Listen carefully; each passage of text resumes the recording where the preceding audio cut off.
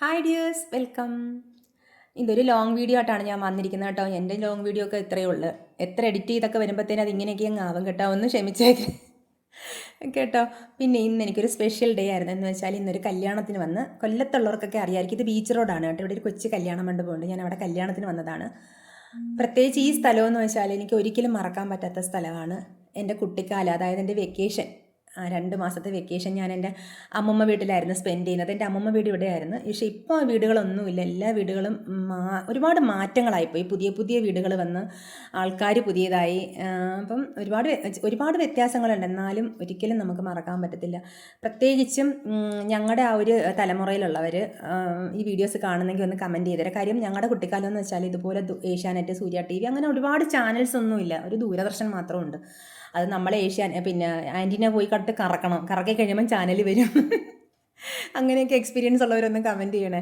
പിന്നെ നമുക്കൊരു ചിത്രഗീതം, ഒരു ചിത്രഹാർ, ഒരു ശനിയാഴ്ച ഒരു സിനിമ, ഞായറാഴ്ച ഒരു ഹിന്ദി സിനിമയുണ്ട് കേട്ടോ. അപ്പോൾ ഇതൊക്കെയായിരുന്നു നമ്മുടെ ലോകം. പിന്നെ അമ്പലത്തിൽ ഉത്സവം വരാൻ കാത്തിരിക്കും, പിന്നെ ഓണം, അങ്ങനെയൊക്കെയുള്ളൊരു കുട്ടിക്കാലമായിരുന്നു. അപ്പം എന്ന് വെച്ചാൽ വെക്കേഷൻ ആവാൻ നോക്കിയിരിക്കുക. അതിൽ നിന്നൊക്കെ ഒരു റിലീഫ് കിട്ടുന്നതാണ് നമുക്ക് പഠിക്കാൻ പറയത്തില്ല, സുഖമാണ് കേട്ടോ, അടിച്ച് പൊളിക്കാൻ. എനിക്ക് ട്യൂഷൻ അങ്ങനെ ആ കാര്യങ്ങളോ ഒന്നുമില്ല. അപ്പം ആ ഒരു ലൈഫ് ഒരിക്കലും മറക്കാൻ പറ്റത്തില്ല. പക്ഷേ ഇപ്പം അങ്ങനെയൊന്നും കുട്ടികൾക്ക് അങ്ങനത്തെ ഉള്ള എക്സ്പീരിയൻസ് ഒന്നും ഇല്ലല്ലോ. പിന്നെ കല്യാണ സദ്യയൊക്കെ കഴിച്ചു.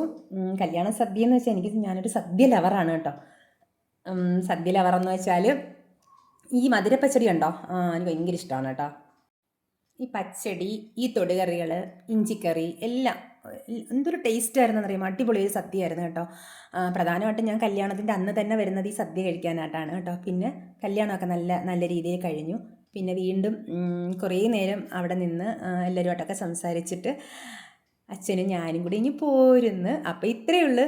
Thank you.